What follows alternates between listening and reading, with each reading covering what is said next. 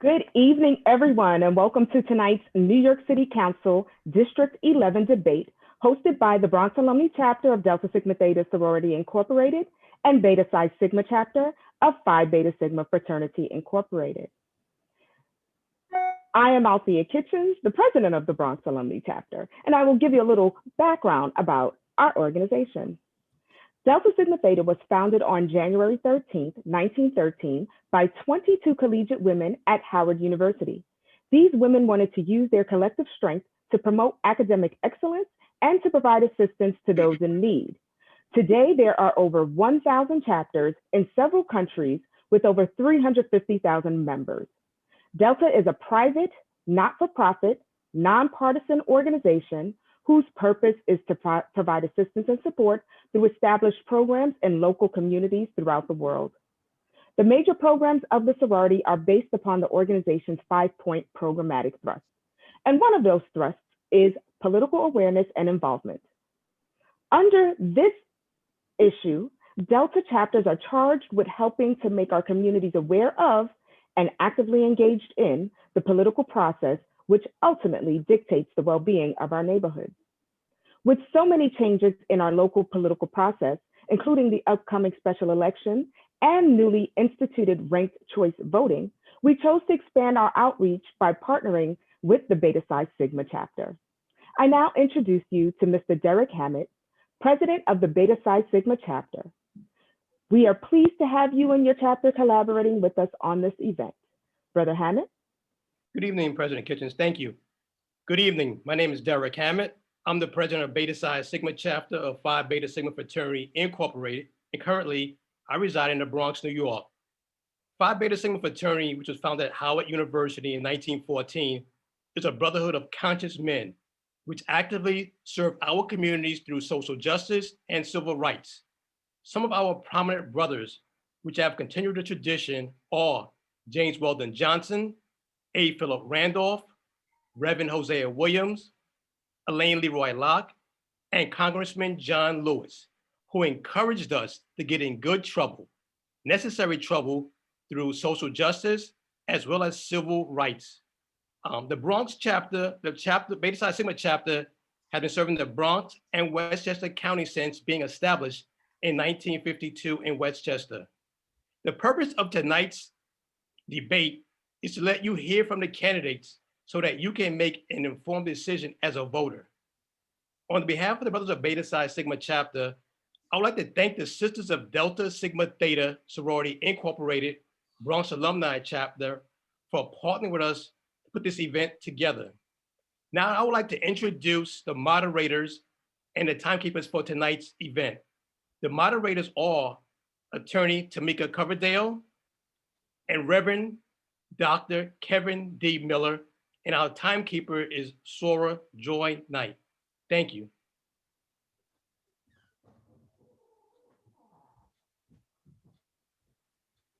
Good evening, candidates. Before we get started, as you respond, as you know, you each have 1 minute to introduce yourselves, as well as 1 minute to respond to the questions that are posed in tonight's debate. Just to be clear, at the 30-second mark, you will hear my voice saying 30 seconds. At the conclusion of your 1 minute time frame, you will hear the words in succession. Thank you. Thank you.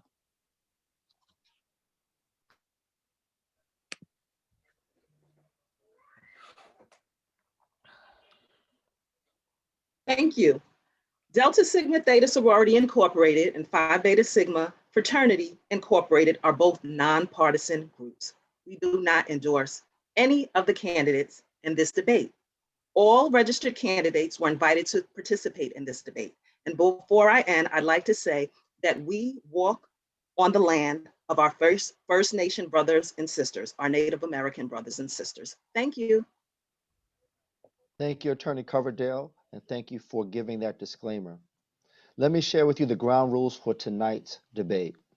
All candidates will be given 1 minute to introduce themselves. The questions will be asked in rounds. Each candidate will have 1 minute to answer the posed question. If a candidate would like to respond to another candidate's answer, they can do so during what is called the 6-minute lightning round. The 6-minute lightning round would take place after each category. Candidates will have an additional 6 minutes collectively to add further perspective on the actual topic. If a candidate wishes to comment or rebut another candidate's response on the same topic, they can do so in this particular round. Each candidate will have 1 minute to answer and can only speak once during the lightning round. Our audience who are watching tonight may pose questions in the Q&A, and during this live stream, as you post your questions, they will be answered near the end of the webinar, time permitting.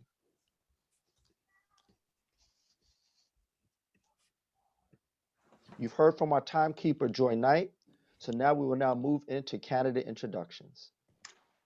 Thank you, Reverend Dr. Miller. Each candidate will have 1 minute to introduce themselves to our audience.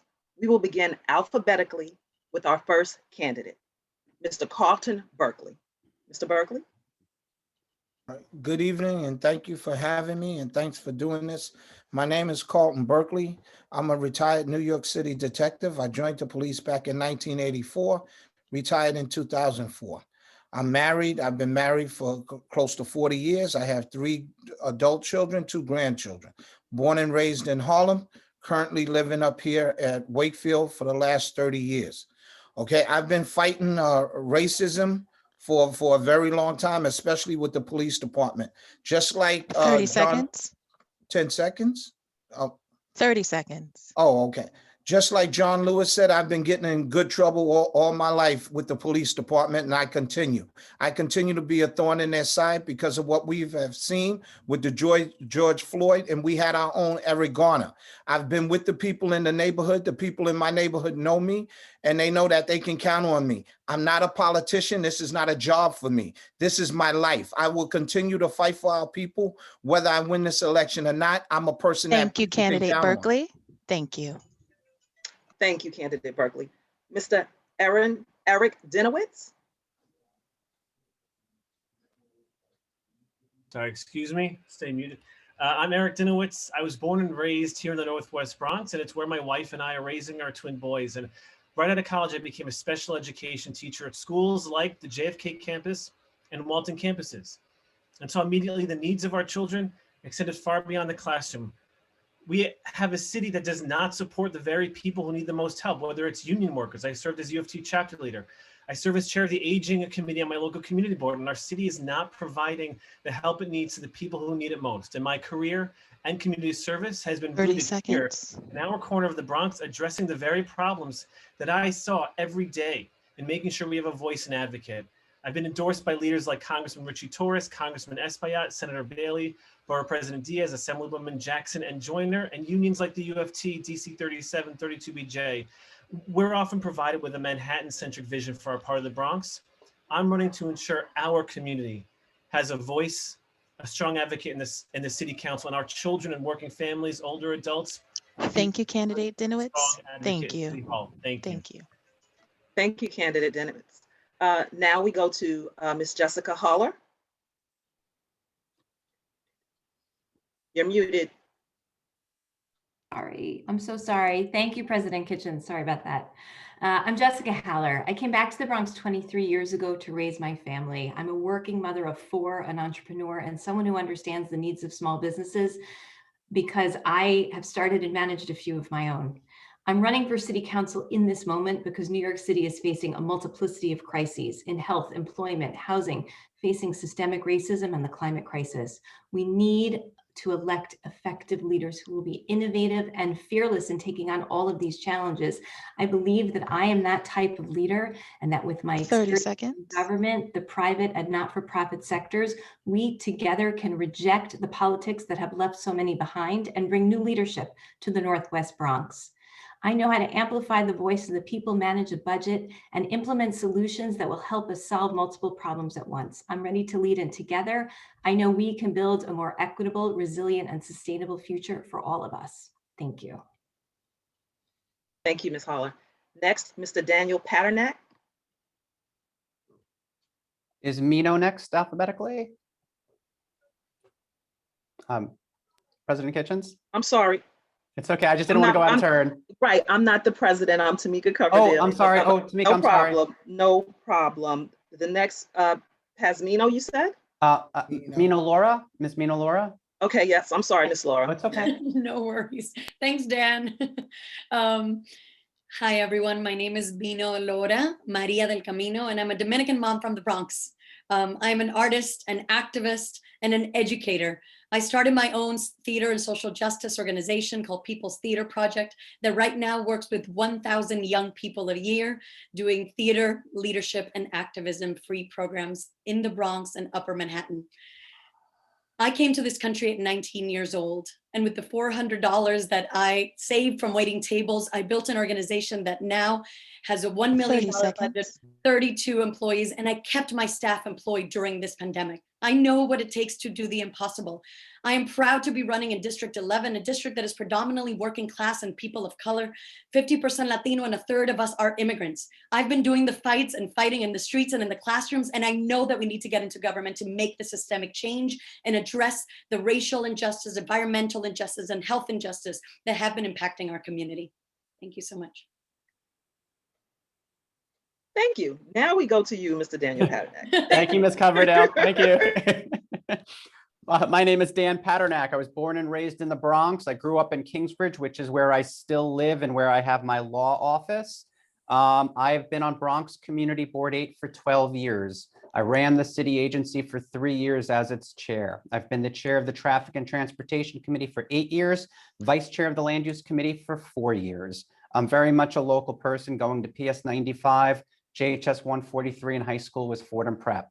I very much love government service. The community board has been an amazing opportunity to work with community and government. My experience has taken me to work with just about every city agency out there. I'm running for city council because right now we need experienced leaders who know the law, who know government, and are ready to make difficult decisions. I'm grateful to my endorsements in this race, including former Assemblymember Michael Blake, the Northwest Bronx Democrats, DNL Fenn, and the Local 46 Ironworkers Union, and most important, my mom, who's carried my weight through this election. Thank you so much. Thank you so much, Mr. Paternak. And last but not least, Mr. Kevin Pasmino. Thank you. Thank you for having me. Yes, my name is Kevin Pasmino. I am a first-generation American. My parents are from Colombia and Ecuador. I live in Riverdale, North Riverdale, with my wife and 4 children. I am a DGA assistant director. So what I do for a living is basically I break down scripts into analytical information, and then I work out the logistics for the shoot. And then on the day, I actually facilitate the set. So it's a lot of moving parts, working with a lot of union 30 crews seconds. in high stakes situations. And, it's a very high accountability industry. I've gotten involved in politics into the political arena because I am just unhappy with what I've been seeing in terms of leadership in New York. Other than some volunteering that I do with my Masonic lodges, I am new to activism and whatnot, but I am definitely here to try to make a change and try to bring back accountability to public service. We want to thank all the candidates for the introduction, and we want to move now into our debate questions. The first subject tonight is underneath the subject of police reform and crime. And I'll pose the question initially to candidate Holler. Under Executive Order 203, the Police Reform Act, in what ways would you work with your constituents to ensure that they have a voice in establishing fairness and accountability when it comes to police reform? Yes, thank you, Reverend Doctor. Yeah, 203, I wrote about it extensively in my policy page, talks about bringing accountability, and every community needs to develop that accountability plan for itself. The first thing I would look to is the Civilian Complaint Review Board, giving it authority to giving it authority to actually hold officers accountable. Sorry. 30 seconds. I would also look to communities to develop programs for youth to engage with the police officers in local communities so that we can build relationships on the ground. And last, I would look to data. If we're talking about accountability, we have a lot of more transparency now than we've had before. And I would look to sharing information across communities so that we can continue to hold police accountable and have everyone feel safe. Thank you. Candidate Dinowitz, would you please respond? And I muted myself this time first.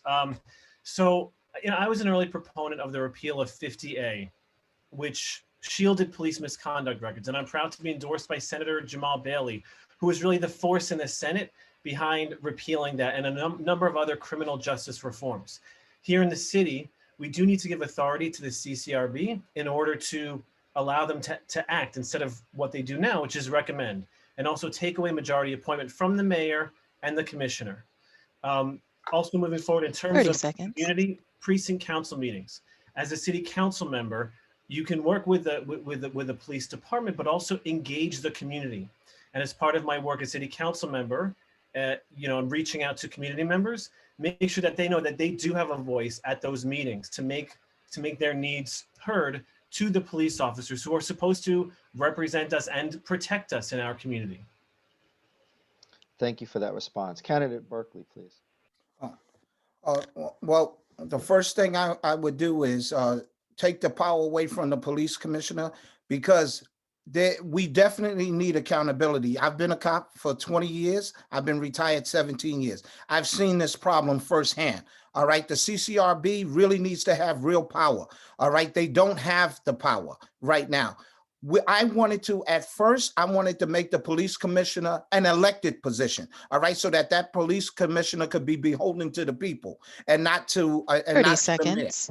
Okay. So what I've been calling for was accountability from day one, and we have none. And the police commissioner can talk all he wants about handing out punishment. It doesn't work. All right. When police officers do things wrong, and these decisions were conscious decisions that were made in the Eric Garner and the Floyd, they need to be first of all, they need to be fired, and then they need to go to jail. So I would establish my own CCRB. Thank you, candidate Berkeley. Thank you. Thank you. You're welcome. What did she say? Attorney Coverdale. Oh. Hello? Yes, I think your time is up, Mr. Berkeley. So we're going to move on to the other candidates. Thank you so very much. So now I am going to ask those same questions to my individuals. Ms. Mina Laura? Yes. First, Commissioner Shea should be fired. He needs to resign. He brutalized protesters, and he created the culture that exists right now in the NYPD. We need to make sure I support, as some of my colleagues here have said, we need to make sure that CCRB is independent. It can't just be elected by the mayor. City council should have a say in elected, and community boards should have a say in who is there. There needs to be democratically elected, and they need to have power to not only say the accountability, but that it moves forward. 50% of the cases that they put forward when it came to police brutality were not covered, were not addressed, and that is unacceptable. I also support reallocating funds away from the NYPD. They are doing too much. We need them to focus on preventing and solving crime. We need to hire more healthcare workers, social workers, shift funds to Department of Health, Department of Transportation, Department of Education, and the school to prison pipeline. All of this will restore the relationship so that we can stay safe and we can start building back that accountability. Thank you. Mr. Daniel Paternak? Thank you, Attorney Coverdale. So we do need true reform within the NYPD. Carlton said it right. We need to change the culture within the NYPD. This culture didn't start with Commissioner Shea. It's been there a very long time. Growing up here in the Bronx, I've known that since I was a kid. What do we need? We need greater transparency. We need to know what's going on at the precinct level with command discipline, something we don't hear much about, but we should know more about it. As far as neighborhood policing, NCO program is a great program, but hasn't gotten much attention. We need to expand that program. Neighborhood coordination officers. We need to get to the officers 30 seconds. when they first start in the academy. We need to expand the length of the academy. We need to look at the training and protocols going on from the very beginning. I also believe that we need to increase the age of the cadets coming in. Most of our patrol are guys and girls, and I'm sorry, I should say individuals who are between the ages of 21 and 25 years old. And that's very young. Think about the great responsibility we're putting in the hands of a 21-year-old. We need to increase the age of officers, and we need to bridge the gap between community and police. That's going to deal with the conversation. It's going to reach Thank mutual you, ground. candidate Paternak. Thank you so much. Thank you. Thank you. Mr. Kevin Pasmino? Yeah, well, I think that, one of our major problems is the poor leadership that we've seen from our mayor and his appointees. It starts there. I disagree with, taking away the power of managing the police department from the commissioner. I think that, if we start doing that, then it weakens him as an authority within the department, and then it's going to just cause more problems. I do think we need some reform. I think that we should increase the amount of time, as Dan said, in for cadets in the academy. I do think we need to increase the health services for police 30 officers, seconds. possibly reevaluate whether or not 20 years is too long to be in the force. They bear witness some of society's biggest tragedies, and that they're human beings as well. So I think that we need to also help them out in that respect. I think I'm more for programs that help bridge the gap between community and the police department. So PL programs, extended time of them spending time before they get elected, before they become police officers, meeting the community and whatnot. And I think just in general, as a community, we need to start going back to more family values to. Thank you, candidate Pasmino. Thank you. Given the recent news stories of random attacks against selected populations, for example, our AAPI communities and senior citizens, what are your plans to improve public safety in District 11? Mr. Daniel Paternak. Sure. In D11, the west side of the district is got different stats than the east side of the district. What we need to do is essentially bring highlights to the issues that are going on out there. For the last 12 years, I've been going to community meetings. I've been to a number of public safety meetings across the district. I've gone to police precinct council meetings across the district. I've attended a number of items. Usually when I go to these meetings, folks are asking for more attention to issues. They're asking for more personnel directed to issues. So what we really need, and one of the things I mentioned before, 30 seconds. increase the neighborhood coordination officer program. It's an amazing program. I frequently refer folks from the district to that program. You get the cell phone and the email address for a police officer. Those police officers are geared to the different sectors within the precinct. They are there to follow up, to actually address specific incidents going on. We also need to take a hard look at the 311 program for quality of life issues. I don't like the fact that certain issues don't get addressed for 8 hours, and by the time police officer is required to respond, the issue is either gone. Thank you, candidate Paternak. Thank you. Thank you. Thank you. Mr. Kevin Pasmino. Sure. So I think, what's important is in terms of what I want to do is basically have a really big community outreach program in terms of my as another arm of my community, of my constituents services. And I'm basically looking to establish representatives on every block of every electoral district. By doing this, I can better understand exactly what's going on, and we can be surgical about the issues that each neighborhood is facing. And how we handle it. I think obviously increased patrols is definitely something that works out. I think establishing community watches and whatnot. 30 seconds. I think that what's important and we've missed for a long time is the sense of community. So getting involved with our religious groups and our schools and bridging the community together, so that way just getting people to talk to each other, their neighbors, and whatnot, getting to know their neighbors. When there's a built-in security of and we all start taking care of each other and keeping eye out for everybody. So I think I want to bring back community. Thank you. Ms. Mina Laura. Thank you for that question. So when it comes to keeping our community safe, we need to make sure to look at the whole picture. Violent crime needs to be addressed. We need to be solving these crimes. In 2020, in the first quarter, 50% of the murders that happened in the city were left unsolved. So the police wasn't able to do the key responsibility that they have. And again, I think that has to do with, we need to remove some of these responsibilities. And when it comes to acts of hate and acts of violence, that also has to do with education.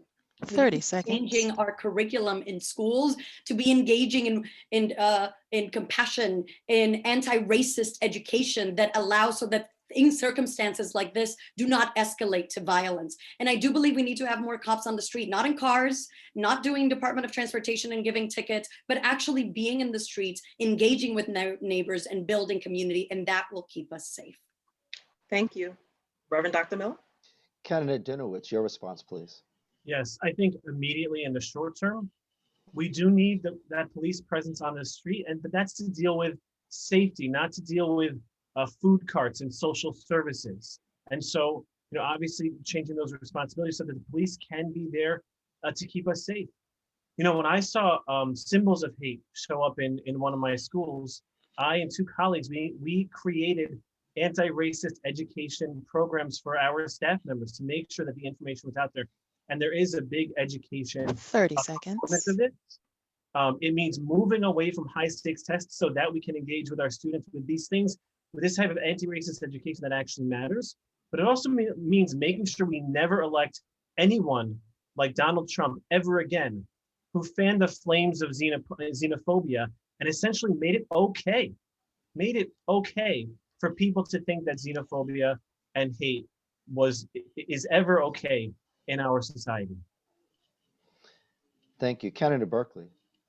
Well, first of all, we have to develop trust again with the community and the police. When I was coming up in the late 60s and 70s, police officers knew the kids' parents, and they built up trust then, because if a police officer brought you home, your parents tended to you. And we have lost that trust. Now we need police to be out on foot patrol. All right, because when we did that before, that solved crime, not cops in cars. We need more cops out on the streets. 30 seconds. So that they can interact with people and get to know them. Now, a lot of cops don't like to walk the beat. They always want to be in cars, but we have to take that away from them. And like I said, a crime problem is everybody's problem. Everybody on the block knows who's doing wrong and knows who's doing what. They wouldn't mind helping if they can trust the police. So my main focus is to bring trust back to the police. With incidents such as Eric Garner and Floyd, no one trusts the police. All right. And it's Thank you, Candidate Berkeley. Thank you, Candidate Berkeley. And Candidate Holler.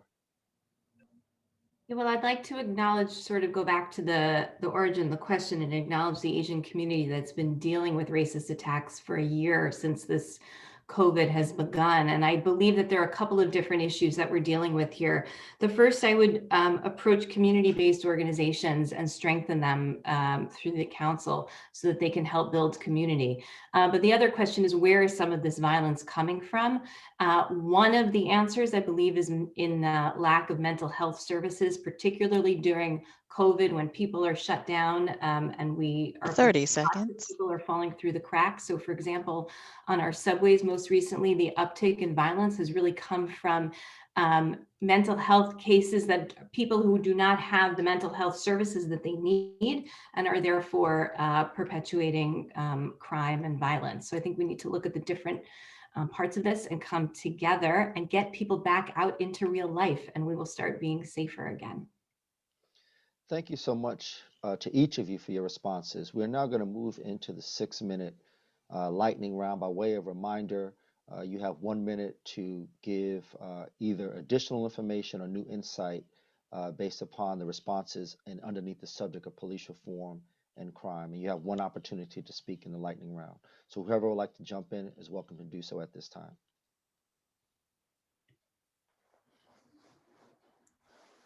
Well, what I wanted to say is that with candidate Eric Dinowitz says that Senator Bailey, who was the driving force for 50A, I've been calling on 50A, like I said, back in the 1980s. And I'm the one that sat down with him and explained to him why we needed the disciplinary records of police officers being on display for everyone to see. Because I'm firsthand, I can tell you, I worked around a lot of cops that were criminals, and I tried my best to get them 30 locked seconds. up. I tried my best to get them locked up. And so when Mr. Dinowitz says that, he supported Jamal Bailey, I'm glad he did. But if you ask Jamal Bailey who sat him down and talked to him about the police misconduct and the criminality, he will tell you it was me. So I just wanted to make that clear to everyone. I've been pushing for 50A for close to 30 years. And one thing to add, and thank you, Carlton, for your fight and all the work that you've been doing.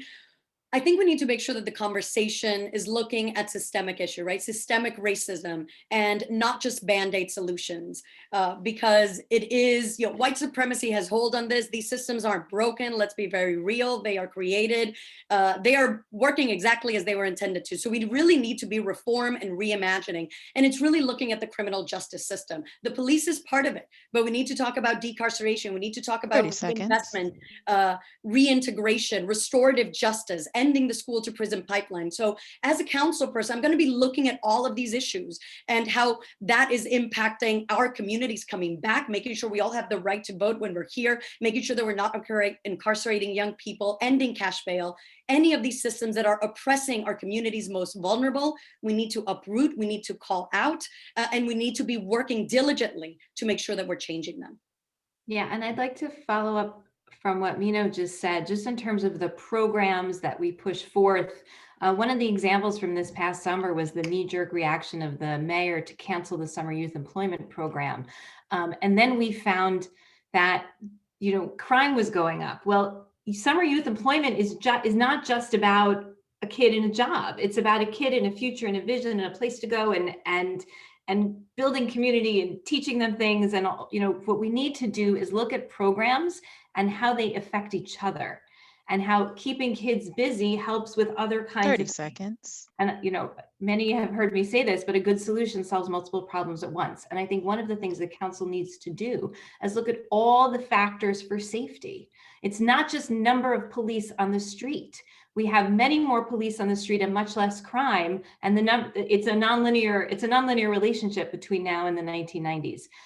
So if we add notions of how other programs affect safety, we'll get there in a better way.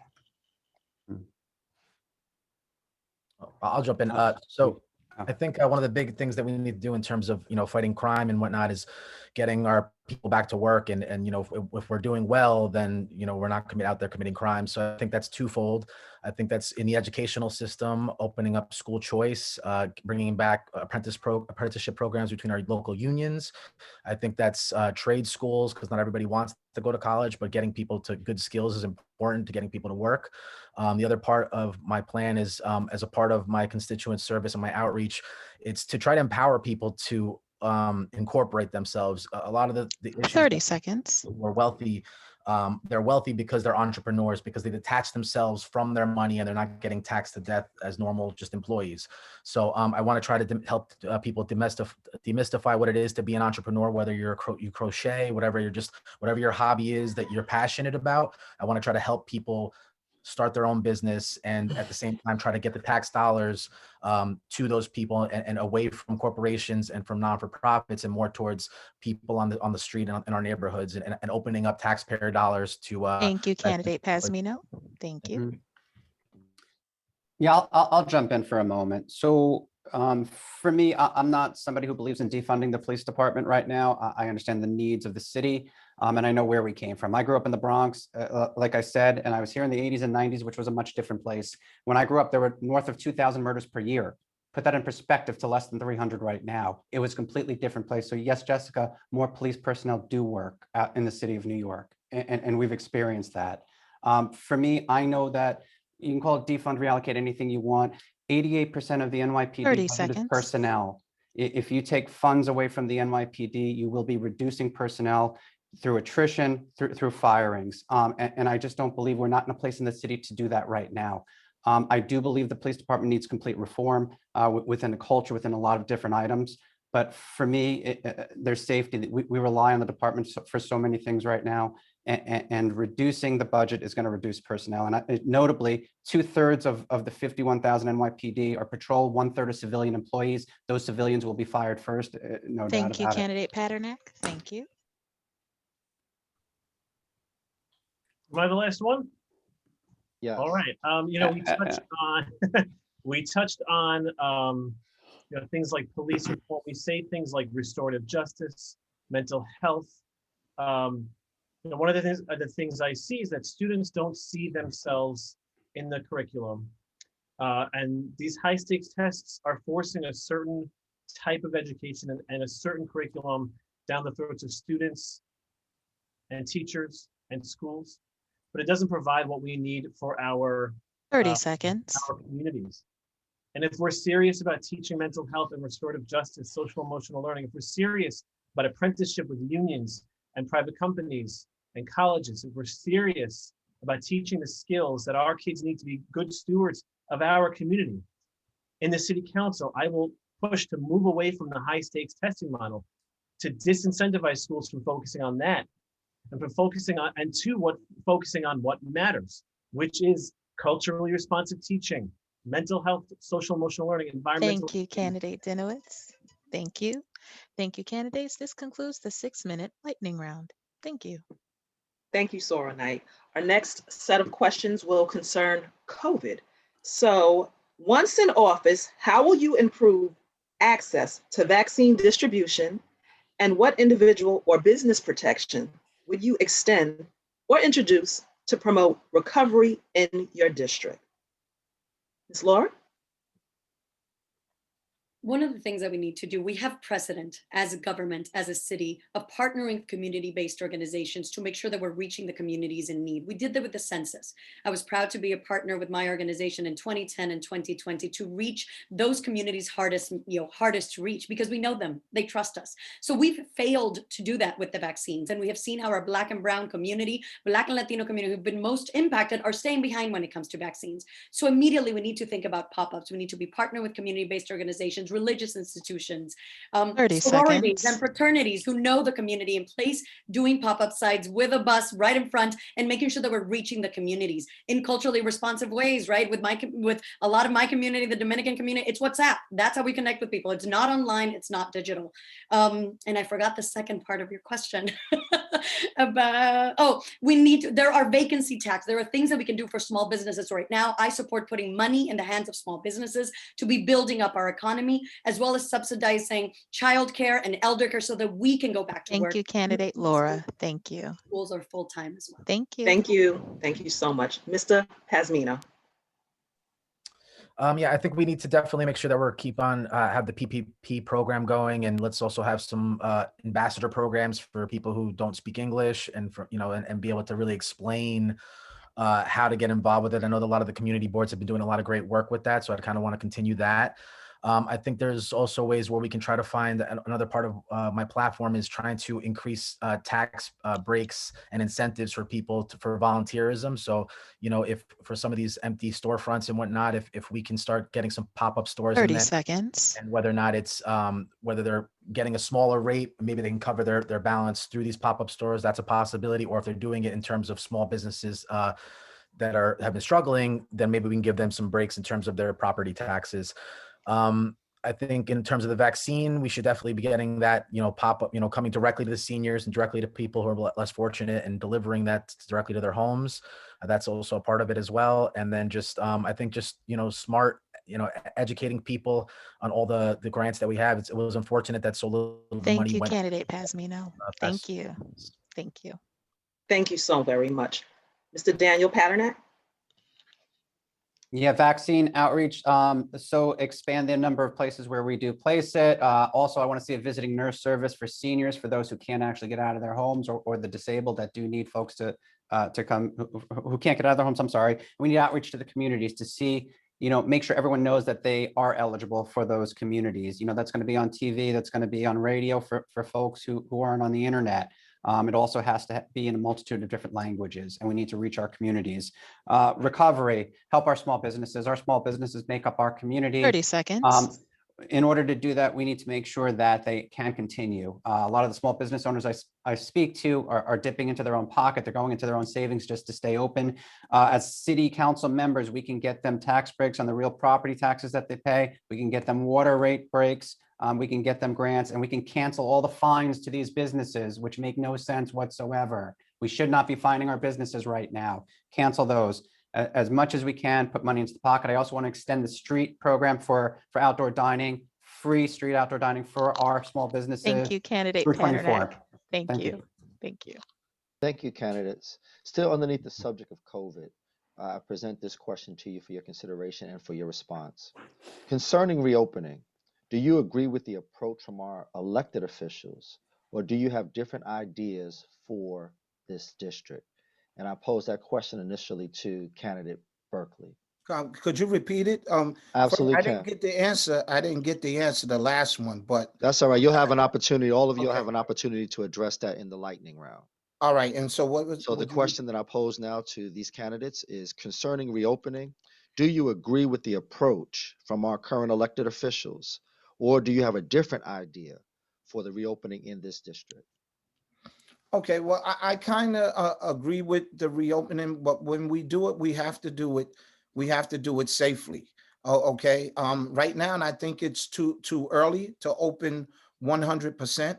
And when you're talking about the schools, we got to make sure that we have the proper equipment and we have a good flow of air coming into the school buildings, because what was told to us was that it was never put up to par. So as far as restaurants and far as other businesses, I believe here in New York City, we up to like about 30 seconds. we're up to about 35%. And I think we're moving in the right direction. I don't want to rush into anything because this is New York City. I myself terribly afraid of this virus. Thank God I never caught it. But I have had about 7 members of my church passed away and some of my friends. So I would like to take this, as very slow and careful as possible. Thank you. Thank you. Candidate Holler, same question concerning the reopening. Do you agree with the approach, or would you do something differently? So the most, I think, egregious area where I disagree is in the way we haven't opened. It took us way too long to open the schools. I think there was a complete lack of mobilization early on. I think when it was clear that schools were not going to open last academic year, then on June 1st, the mayor should have mobilized everyone with any relating to parents, teachers, students, community to figure out how to get these schools open by September 1st, because we had data that showed that 30 schools seconds. for this disease. We have examples that show how to separate kids. We have enough unemployed people in the food service and in the education sector that we could have brought them all in, created spaces, used spaces from our communities, and gotten kids safely together in pods that they would not have lost so much time. And I think now we're going to be spending a lot of years catching our students up and narrowing the gaps that we've created. Candidate Denowitz, same question. Yeah. First of all, Carlton, I'm very sorry about your friends. It's loss is never easy, no matter whether it was a virus or anything. And so many of us have lost so much. I am concerned about why people want to reopen so quickly instead of smartly. And so what I said a long time ago about starting with school reopening is we have to prioritize younger 30 seconds. people with special needs 5 days a week. I mean, look, I taught through the pandemic. I saw the impact it had on our children. And it wasn't just academic, it was social, emotional, their mental health. And the other component of opening 5 days a week for those young children, it means then the parents who are home having to watch the kids, even with this nonsense hybrid model, means that if the kids are in school, they can start to think about going back to work or looking for work.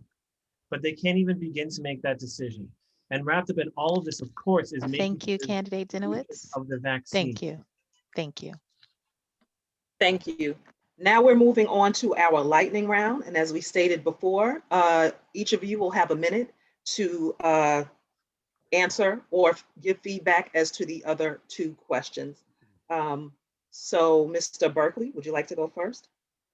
Yeah, when I was saying about the question before, what I wanted to say is that we have to look to our faith-based community and our community organizations for when we talk about the COVID, because people tend to trust those institutions, and we need more education, because we know that no one wants to be used as a guinea pig. And I know people don't like us to keep going back, but you know what? Some things happen so far back that we as a people will never forget. As far as the small businesses and everything that are 30 seconds. going through this crisis, what teased me off is that whenever big business was in a crisis, the government bailed them out. Well, now we got small business. I don't want loans. I want grants. We bail big business out all the time. So why don't we bail small business out? All right. So that's what I'd like to do. And what I'd like to say too is that our president, that numbskull, Trump, is the reason why we're in this situation we are now, not through any means of our own. Thank you, candidate Berkeley. Thank you. Yeah. Do you want to jump in, Ms. Hollett? Is that how you want to jump in now? I'll jump in. Sure. I didn't know if I should we'll all get a chance. I just wanted to address equity and vaccination. Equity is the heart of my campaign. It's equity, resilience, and sustainability. And everything we need to put equity first, which means if we're going to vaccinate this city, we need to think on the front end on how it affects each community, each socioeconomic income level, each area geographically. So what we need to do is put vaccines on trucks. Again, we need to mobilize 30 seconds of putting a shot in an arm, from a pharmacist to a nurse to someone recently retired. And we need to mobilize, get these people and measure it again across different kinds of people in different places in the city. And in terms of recovery, I've proposed a Bronx pandemic restructuring program to do training and put 10,000 jobs back in the Bronx for green recovery for all. And I've written about that extensively in local papers. Ms. Laura, looks like you want to jump in. Yes, I would love to. One thing to add on when it talks about the reopening is, so I firmly believe education is the most important investment we make as a society, and we have failed our families and our students. We need to prioritize opening our schools fully back, and we can make it happen safely, but it will cost money. So we need to invest in it. Our state owes Bronx schools $168 million. For years, we've been owed that. I brought students up to Albany to demand for that money. And last year in the budget, the city voted for a budget that I can't speak English at this time of day, $707 million from the budget. So we can do it. There are studies, Jessica mentioned, right? And there's other countries that have done it. You can put shields. Let's buy shields. Let's buy PPE. Let's downsize classrooms. Let's, in the meantime, get trailers if we have to make pods. But we need to make sure that our children are back in school and invest money to make that happen. Mr. Pasmino, you want to jump in? Yeah, so I definitely think that we can do both, open up and do it safely, as long as we do have good leadership, which we didn't have with our governor and our mayor. I do think that what's important, a lot of the things that I've learned from being in the film business is that, we have the film business in general has had a really good protocols in terms of getting us back to work quickly. So we have testing protocols and we have a zoned out system where, for example, like if we were to apply this to a restaurant, the people in the back of the house would be on one set of testing regimens. The people in the front of the house who interact with the public would be in a more intensive testing protocol. 30 seconds. So, what's already been having more so upstate as well, you partition, you obviously have a less than amount of people there, you utilize outside, but you can partition these areas out as well. We need to get the vaccine to our teachers and our elderly as quickly as possible. And that way we can reopen our schools and make them feel comfortable opening up the schools, but we can use the same zoned system for the schools as well. So I think with good leadership, we can open up and we can do it safely. Who wants to jump in next, Mr. Patak? Who? Yeah, I'll go right in. Let's do it. So look, we've got a lot to handle, and the individual that wins this special election next Tuesday is going to be thrust right into the middle of budget negotiations for FY22. For me, I've got some priorities that are dealing with a lot of post-COVID realities. One, I want to keep families in their homes. We have a lot of folks in the Bronx who are behind in their rent right now, who haven't had money coming in. We need to keep those families in their homes through grants, through low interest loans. We need to bolster HRA, the Human Resources Administration, to keep our families in their homes. Number two, we have a lot of children who are behind. I call them left at home through remote learning. We need to address through schools and find out what they need, what resources they need to get them back up to date. I'll speak to school administrators, teachers, and parents to make sure we get them those resources. Lastly, we have a lot of families in food crisis right now in the city of New York. We need to make sure that the nonprofits getting food to these individuals are fully resourced. Those are priorities to me. Those are all realities that we have to deal with in a post-COVID world. Thank you, candidate Patak. Thank you. Thank you. Thank you. Mr. Denowitz? All right. So as was mentioned, The winner of this election takes the seat immediately. And my number one priority is making sure vaccines come to the Northwest Bronx. Now, what I've seen is if you're an older adult with a kid or a grandkid who knows how to navigate the computer, you've got an appointment, you've got your vaccine. But so many of our most vulnerable older adults, or if you don't speak English, if you're an immigrant and English it's not a language you speak, it's the very people that I've seen throughout my career who need the most help getting the least support. And so what we have to do, we have to make more pop-up sites at some of our big buildings, community centers, mobile vaccination 30 units, seconds. allow our community centers, our senior centers, nonprofits to book appointments on behalf of people. But it takes real outreach to older adults who may not have computers, maybe not, may not know how to navigate the system, or people who don't speak English who need direct contact. And that's the type of contact that I did last year when I did outreach to seniors to help secure meal deliveries for them. And that is the type of approach, because that is the number one priority. And all of the reopening, all of those things kind of hinge on Thank you, candidate Dinowitz. vaccinated. Thank you. Thank you. Thank you, candidates. This concludes our second lightning round. Thank you, candidates. Thank you so very much. Our next set of questions focuses on developing partnerships in District 11.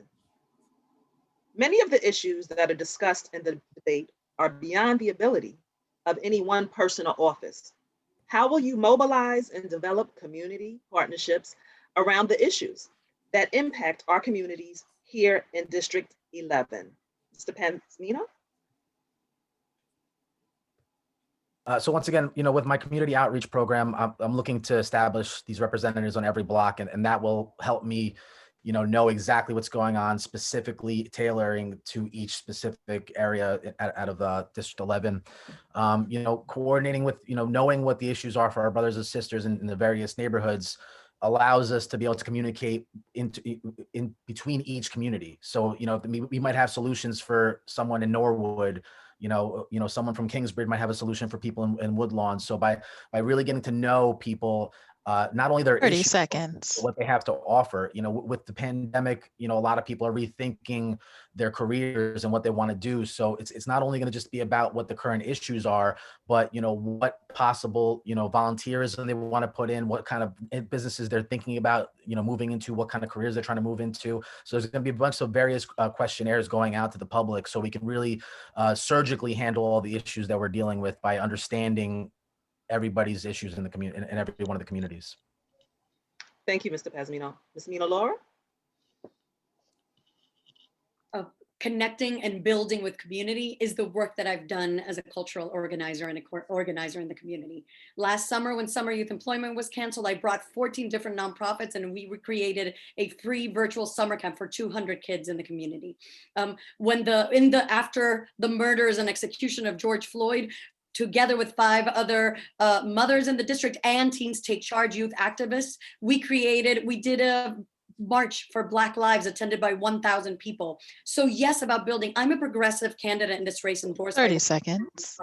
And what that means to me is that I will be co-governing with the community, working with grassroots organization, working with your sorority, working with your fraternity, working with those in the field who are working with our neighbors. And together we will be storming City Hall. We will be going up to Albany. We will be demanding our rights. So it's about leading together, absolutely, in community and in collaboration with our community-based organizations is how I will lead as councilwoman. Thank you. Mr. Daniel Patterman? Yeah, it's doing what I've done for the last 12 years in this community, and that's showing up, being there for the issues. There's a ton of different organizations out there. Community boards have a bunch of different committees.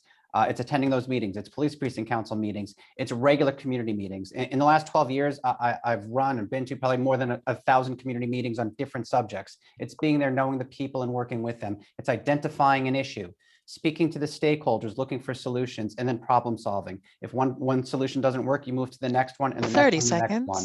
It's being responsive. It's being effective. It's not showing up, once in a while. It's being there and being consistent in the neighborhood. It's being persistent in your problem solving abilities and having people having the trust in you that you're going to help them with their problems.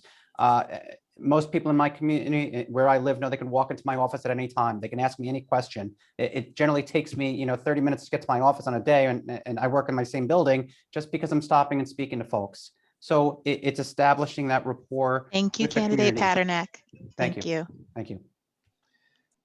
Candidate Holler, a new question underneath the same subject, developing partnerships in District 11, and certainly to those that will be following you. If elected, how will you gain trust of those constituents who did not support your candidacy? Yeah. I think by doing the good work. I mean, first of all, I'm thrilled that with ranked choice voting, we will hopefully have an elected official who more people have supported in a broader way. But I think doing the work, showing up and listening. One of the roles of the council member is to listen and amplify the voices of the district. Our district is a gorgeous mosaic. Each neighborhood has a different profile, a different set of needs, and being present in each area of the district, pulling out the voices, representing, 30 seconds. bringing back from the council back to the district to satisfy their needs. So whether we're working on transportation or we're making sure we don't have another homeless shelter put in one of the neighborhoods, making sure that there's enough affordable housing for people and that there's ample healthy food available to satisfy the food insecurity issues. I think that's what it is. I think it's communication to everybody where they are, the way that they communicate, whether it's the language or the technology. And I think— Thank you, candidate Holler. Thank you. Thank you. Candidate Dinowitz, same question. Yeah, I mean, excuse me, trust is extremely important. Hundreds upon hundreds of families have trusted me with their, to teach their children, to be there for them and their families. My colleagues trusted me to elect me chapter leader. The people of the Northwest Bronx elected me as their Democratic district leader to fight to make voting easier for them. What I can say is this: people may disagree on policy, right? But I think 30 seconds. Time and again, people have shown that they trust me because I'm very straightforward with what I believe, my views on things. I will always listen, and I always have listened in my career, and that's going forward the type of council member that I will be. Thank you. Candidate Berkeley, same question. Okay. Well, first of all, we would have to definitely build trust. People only know what they know about us on the internet and what they hear from others. One of the things that I will definitely be, I'll be present in every area of the district. Like you said, everyone is not going to vote for me. So it's up to me to win that person's trust. By doing that, they will see me in their area. When they call upon me, I will answer. When I respond to their concerns, they will see that I'm a fearless fighter. 30 seconds. I'll be a fearless fighter for them. And like I said, I would listen to them and let them get to know me. And I think that after they get to know me and they see the job that I'm doing in the area, because most of the people around here, when you ask them who was their councilman or who is it, most of the people in Wakefield and Norwood never seen their councilman. So I would be present. I would sit down with them and I would meet with them and I'd just be an omnipresence in the district. Thank you so much for those responses to each of the candidates. Before we move on to our last segment, in terms of questions, I want to remind our technology team to open up the Q&A for participants so that we can receive some questions from our audience. To each of the candidates, this question will go to all 6 of you. And here's the question underneath the subject of resource disparities. The socioeconomic disparities within sections of District 11 are visibly significant. Neighborhoods such as Wakefield, Norwood, Kingsbridge have not historically enjoyed the same levels of economic affluence as Riverdale, Spuyten-Duyvil, or Fieldston. What are your plans to promote greater collective prosperity within the district? And I'll pose that question initially to candidate Laura. We need to invest in economic democracy. And what does that mean? We need to be investing and putting our money right here in the Bronx. And we need to prioritize and center when we're talking about investment from government and programs in the communities that have been unseen, that have been unheard, that have been disenfranchised very intentionally. Yes, we're talking about Wakefield and Woodlawn and Norwood. We need to make sure that as we're identifying legislation and as we're making decisions on budgets, 30 we're not seconds. talking about austerity, but we are prioritizing the communities that have been most impacted first. This movement towards justice needs to be led by our Black and brown communities, by our immigrant communities that have been bearing the brunt.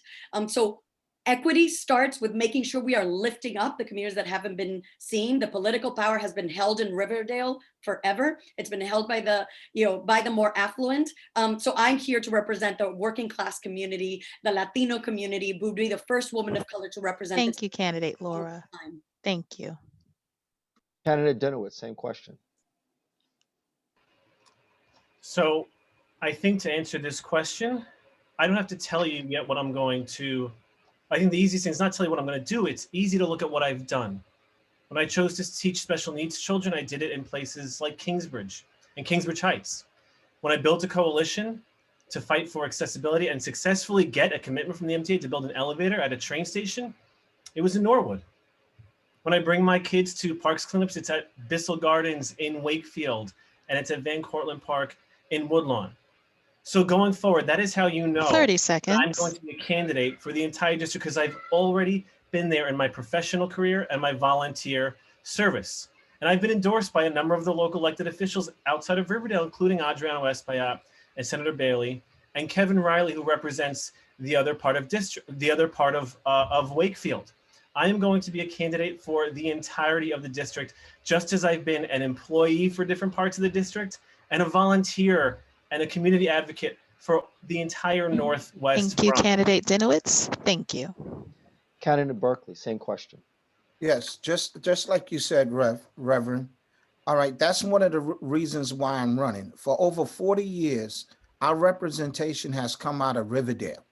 All right, I want to look into the disparities. All right, we also have a park right across from where I live, connected to PS 16. 7 years ago, 4 of the representatives, Senator Bailey, Dinowitz, Jeffrey Dinowitz, Carl Hasties, and Cohen came over here and said that there was 30 seconds. $1.5 million allocated to the park. Well, that was 7 years ago. I want to find out, where did that money go? I also want to find out firsthand, over the 40 years, where has all the money in the district has gone? Listen, I'm not going to take resources away from Riverdale and Woodlawn. I had to say to them on many other debates, I'm not the boogeyman, but 5 other areas of the district, to me, has not gotten their fair share. The only way for me to find out is for me to get in there and see where all of this money Thank you, has candidate been going. Berkeley. Thank you. Candidate Pasmino. Yeah, I mean, one of the reasons why I got involved was to bring back accountability to public service. So, I mean, when we go into budgeting, I'm going to really start looking at, the various unions that are and power brokers that already basically control the political system in New York. And, specifically, I did not opt in to the match funds program because for a 2.5 month, election, I thought that it was kind of ridiculous to try to take the public's money, and a lot of these candidates have already taken about $500,000 in public funds. So 30 seconds. I'm not looking for endorsements of any unions or any anybody in real estate or anybody in finance. I'm looking to represent the people and only the people, and that's why I keep on harping on my outreach program and talking to everybody in the neighborhoods. And just getting a sense of what people are looking to do, trying to help people incorporate themselves and see how we can work together to solve our problems. And, I'm just not someone who's looking here to beckon to the power Thank you, brokers. candidate Pasmino. Thank you. Candidate Paternak. Yeah, great question. Greater economic prosperity. One, it's really working through a budget. We're city council members, so we're going to look for resources and making sure that projects are getting done in some of the areas on the east of the district. So me and Carlton are the only candidates up here who are not from Riverdale. I was the first person first chair of Bronx Community Board 8 who was not from Riverdale. I was the first person from Kingsbridge in another area. I'm hoping to be the first council member outside of Riverdale here. For greater economic prosperity, we need to increase educational resources in 30 communities. seconds. We need to make sure that the services in those communities are taken care of each day. And we need to make sure that there's money going into the pockets of small businesses. Small businesses are making up our communities. We need to give small businesses enough resources to make sure that they're thriving, help local entrepreneurs make money, make these areas an extremely good place to live. And that's how I think we do it as council members. And candidate Holler. Yeah, I lead with equity first. Equity to me is equitable distribution of resources. How do we decrease economic disparity and promote economic prosperity? We make sure that each neighborhood has ample access to the resources that it doesn't have today. And we do that by amplifying the voices within the community. So what I would do in council is fight for the budget to bring to areas, whether it's particular small business help, whether it's fighting against additional homeless shelters in a neighborhood, whether it's helping with immigration resources or additional public transportation or better transportation. Our city knows what is needed to make a community thrive. The city has open data. We have to give community-based organizations access to it so they can use it to help voice what it is that they need. And then we do smart kinds of development, which doesn't necessarily mean new building, but it means investment in green spaces, cooling centers, community-based spaces. We're also Thank you, candidate Holler. Thank you. All right.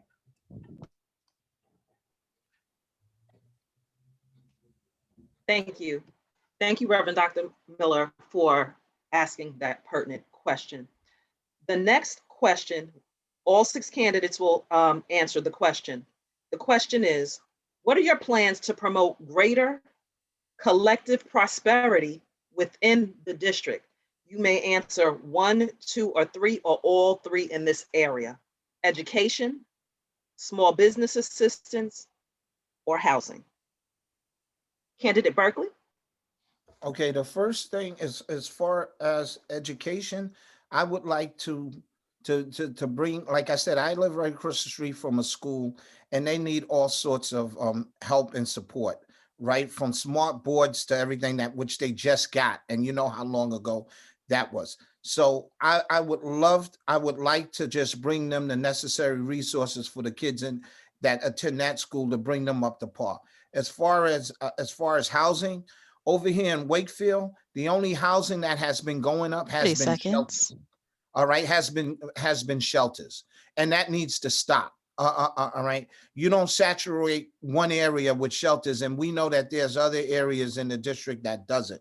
All right, and I didn't hear the other one, education, housing, and what was the other one? Small business assistance. Small business, like I said earlier, I want to bail out small businesses, all right? Because even when the grants were given out, big businesses, the first set of grants, they snatched them all. I want to bail a small Thank you, businesses candidate out. That's Berkeley. how big businesses Thank were you. bailed out. Thank you.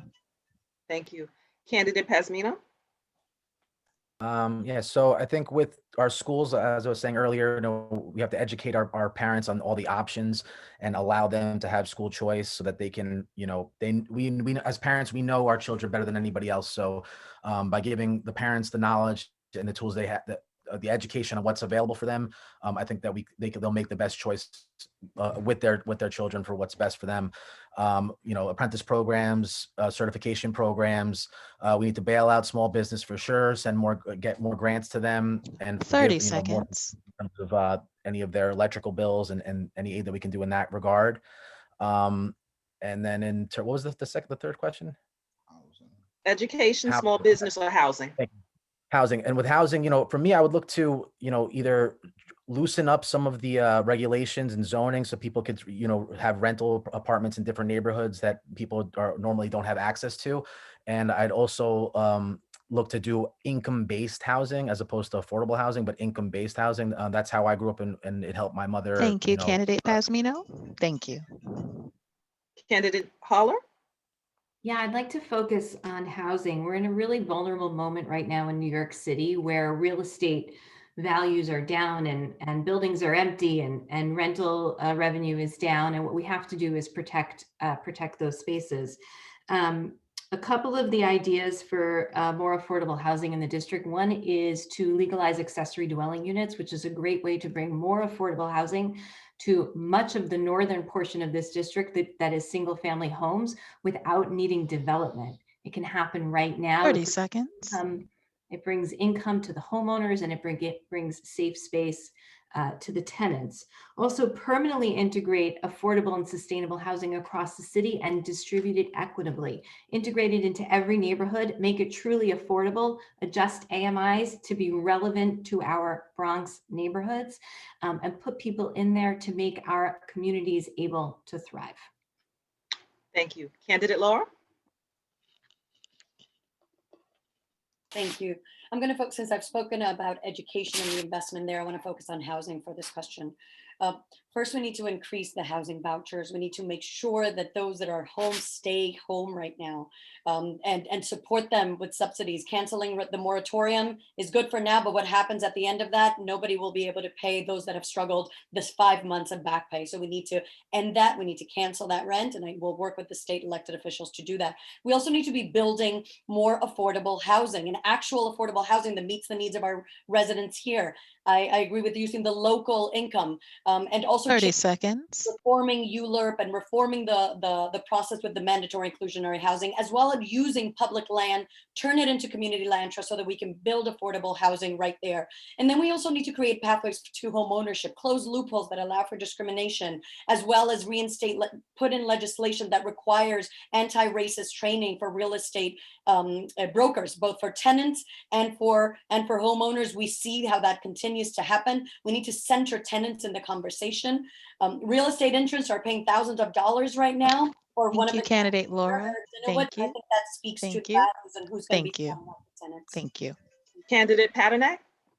Yeah, great question. First, greater collective prosperity. It's home ownership, and I've been saying for a while now, I want to change the model of affordable housing for low to moderate income New Yorkers to home ownership.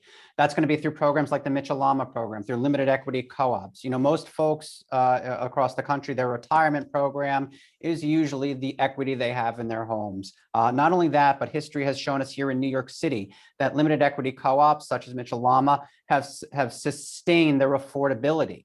30 and seconds. that's extremely important. What the city went to, most in the last 10, 20 years are these expensive, and I say expensive, apartment complexes, rentals, which most people can't really afford. I want to move away from that. I do caution on the cancel rent movement just because of the economic consequences. And I think people need to understand how New York City's economy really works and how we actually generate income. There's a lot of sectors who rely on that are well outside of owners. Thank you, Candidate Paternak. Have. Thank you. Thank you. Last but not least, Candidate Dinowitz.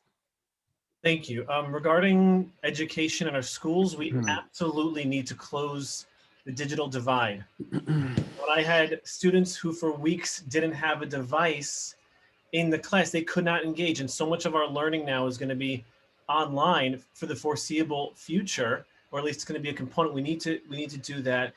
We need to promote programs that increase teacher retention at some of our highest need schools.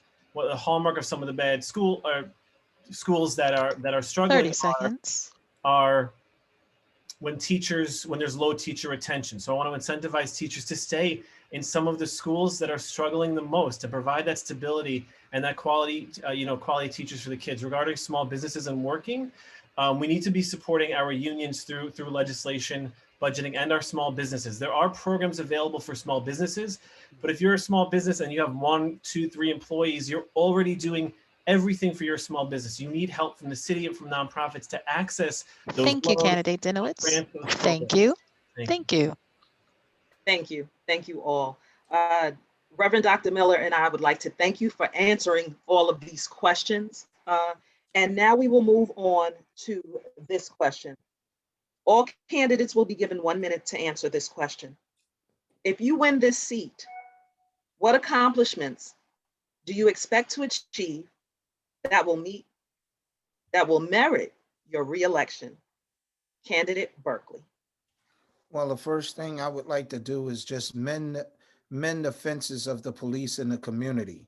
I believe that if I can just bridge that gap, I think that will serve a very important purpose, because what I see and what I hear now is that the community has no respect for the police, and it's vice versa. And that to me is a very, very serious problem, because it's been around forever. And being a retired 30 police seconds. being a retired police officer, I believe that I can bridge that gap, and that's what I will try my hardest to do. Now, I know there's other problems that the district face, and I'll do my best. One of the other ones is over here is with I told you, with shelters. We have been inundated with shelters. Wakefield, I'm not waiting for Wakefield to become the homeless capital of New York City nor the Bronx. So I'm hoping with those two accomplishments, that will get me reelected. Thank you. Thank you. Candidate Denowitz? The candidate who wins the special will have to run for re-election in a June primary election. And I've been running and saying my number one priority is bringing vaccines to our community. That is what I want to do immediately. So vaccines, and then a budget that supports and protects and uplifts working families. Throughout this pandemic and even before, more and more has been asked of our working families, of workers, and not enough 30 seconds. of those who have done very well, and by the way, done historically well throughout this pandemic. And so bringing vaccines to the community and passing a budget that does uplift workers and provides those supports to the people who need it more, and not to big businesses, and just asks a little more of those who have done extremely well doing this during this time. Thank you. Candidate Haller? Equity, resilience, and sustainability all come with measures that define them. Air quality, deaths from the heat island effect, milestones towards larger infrastructure removals from our borough. I think that that's how I would set up to be measured, and those are the accomplishments that would merit my reelection again and again. Would be measurable metrics against those. Much of what the city council does is provide measurement 30 seconds. so that we can identify where we need to go, whether it's equity, resilience, and sustainability. Thank you. Candidate Laura? I'm running on a platform of justice for all of us and making sure that we're putting people first. So yes, that re-election race would be just a few months after, but there are things that we can do right away. As councilwoman, what I will do first is make sure that I'm voting on a budget that is putting people first. So when I say people, I mean students, I mean tenants, I mean our aging New Yorkers and those with disabilities, making sure that we're not cutting services, we're not passing an austerity budget, because that is not how we're going to build New York back. We also need to make sure one thing that I can do as well immediately. Right now, our district, as we know, is 30 very seconds. broad, and it's hard to get from east to west. Immediately, I'll be having office hours with the community-based organizations in bodegas in every single district. So if you're in Wakefield, you don't have to come all the way to Kingsbridge to see, which is where the office is now, almost in Riverdale. I will come to you. On Monday, I'll be here. Staff members will be on Tuesday in Woodlawn, on Wednesday in Norwood, because that speaks to how I will be showing up, not only to listen to the issues, but together find the solutions. Thank you. Candidate Paternak? Yeah, I think I would say two things to folks if I was reelected or if I was elected. And that is, one, I brought a lot of resources back to our district through the budget negotiations and through the fighting in the budget. And I got commitments from the agencies to do a myriad of things within the district. Second, that I turned to my constituents and said, I immediately got a responsive and efficient constituent services operation going right away. And for the last 3 months, I've been operating and answering all of the issues that you've had the same way I've been doing for the last 12 years. I think when it comes to budget, we need to understand what a council member does. They get $5 million in Res-OA money, which they dole out to different organizations. And you have to know which organizations to get that money to. So I would say, I went out there, I saw, and I got the money to the organizations that are really working within the community and then fighting within the agencies. The other part of budget you have to understand is that the agencies get money and then they're making the decisions. So as council member, you're going to get to those commissioners and say, I really need to get this in my district. So I think in running for reelection, that's what I would say. This is what I accomplished. This is what I did. And that's why you should reelect me. Thank you. Thank you. Candidate Pasmino? Yeah, well, like I said, jumping into the budget and really bringing accountability to our budget. And so it's working with all the agencies, knowing exactly what all their issues are so that way we can, cut any waste in all forms, and then bring that extra money that we have from cutting the waste back towards the people's and funding it where the people actually need it. It's also working with the outreach program and, knowing exactly they're going to feel my presence there. I'm going to be in every area. I'm very hands-on. And, through establishing this outreach program and knowing what everybody, 30 what all the issues seconds. are, we can surgically deal with anything that of the issues that are coming up. So it's the same things. It's basically, making sure that we bring back accountability to our budget. And then that they're going to feel my presence in terms of getting people back to work and opening things safely and getting to know me through my community outreach. Thank you. On behalf of the Bronx Alumni Chapter of Delta Sigma Theta Sorority Incorporated and the Beta Psi Sigma Chapter of Phi Beta Sigma Fraternity Incorporated, I want to thank all of the candidates for your time tonight. We appreciate your responses to our questions. I certainly want to also thank Attorney Coverdale for co-moderating with me tonight. At this point of this debate, we're going to turn the responsibilities over to our tech team and to those who have been monitoring the questions and answers, and you will now have an opportunity to hear some questions from our audience. So I just want to say thank you for your time tonight, candidates. Thank you, Reverend Dr. Miller. Thank you so very much. I'd like to turn it over to my soror, Nurjahan Wells, and I'd like to also turn it over to Brother Berman Espinoza. Thank you so very much. Thank you, Sora Coverdale, and good evening. And so, how are you this evening, Fermin?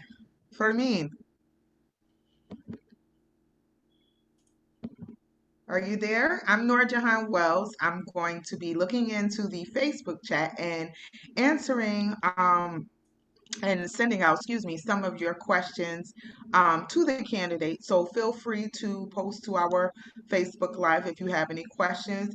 Presently, as I look, I don't see any. However, we do have some questions that we have for the candidates currently. We'll give the Facebook chat some time. And so the first question that I have is for the candidates, that is, what will you do to assist returning citizens, sometimes addressed as formerly incarcerated, to reacclimate themselves into society? Candidates will have 30 seconds to answer. You want us to just jump in? Yes. So as someone who's run a business before and done a lot of hiring, I think one of the things that we can do that I have experience with is helping the formerly incarcerated re-enter the workforce. And I know that there's some legislation around removing questions about former incarceration from the job interview process. And I think that that is ripe for reform. And I think that will ultimately really help people re-enter, be able to provide for themselves. Thank you, Candidate Holler. Thank you. The 30 seconds are up. Thank you. We need to invest in. Jump. Okay, we'll start with Laura. Thank you.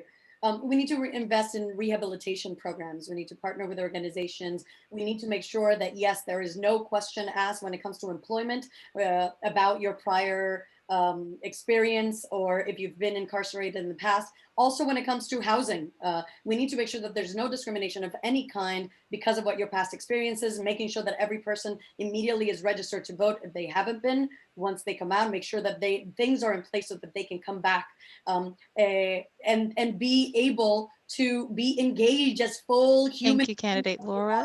Thank you. The 30 seconds is up. Thank you. Sorry, are we jumping in? Yeah, please do. This is kind of a sort of the equivalent of a lightning round, so feel free to go ahead. Well, first, obviously ending solitary confinement. We don't want anyone, being essentially tortured in jail and coming out with mental health needs, of course. But it also means asking the question, what's the purpose of jail? I mean, some people view it as punishment. You did something wrong, go to jail, stay there, don't come out of your room until it's, right? But that is not what it should be. It should be a place to rehabilitate people and provide services or training so that they can come back out and get a job and or take care of their family if that's what they need to do. Thank you, candidate Dinowitz. Your 30 seconds is up. Thank you. All right, I'll jump in. So, up there yet? So I think that what we need to do is make sure that when anybody's leaving the prison system, that we make sure that there's support with them within the halfway houses or the shelters that they might be going to, and within the shelter programs and within the actual halfway house themselves, it should be full service in these institutions. So that way we have support with doctors, with food, so everything that's needed for someone who's trying to get back into society. All that's to their disposal. Thank you, candidate Pasmino. Thank you. Yeah, if I can. So somebody coming out of the system, what they need are two things. They need a place to live and they need a plan to reacclimate themselves. And that's either going to be through a job or through education. And I think we could create programs, especially for folks coming out who do want to, whether it's going back to school for a college degree or getting an advanced degree or even a GDP in certain cases, providing those resources to get them there. It's helping them get that plan and not just turning our backs when they walk out. Hello? Hello? Yep. Okay. Yeah, please go ahead. We're here. Go Okay. ahead, candidate. All right, right. They are going to need at least two things. They're going to need, like Dan said, a home, and then they're going to need a job. And what I would like to do is give those businesses either tax breaks or grants that will hire a formerly incarcerated person, because they're going to need all the support that they can get, and we can't discriminate against them at all. All right. And one other thing is we got to restore their right to vote. Once they have served their time to society, their debt to society, every right that we can give back to them. Thank you, candidate Berkeley. Your 30 seconds is up. Thank you.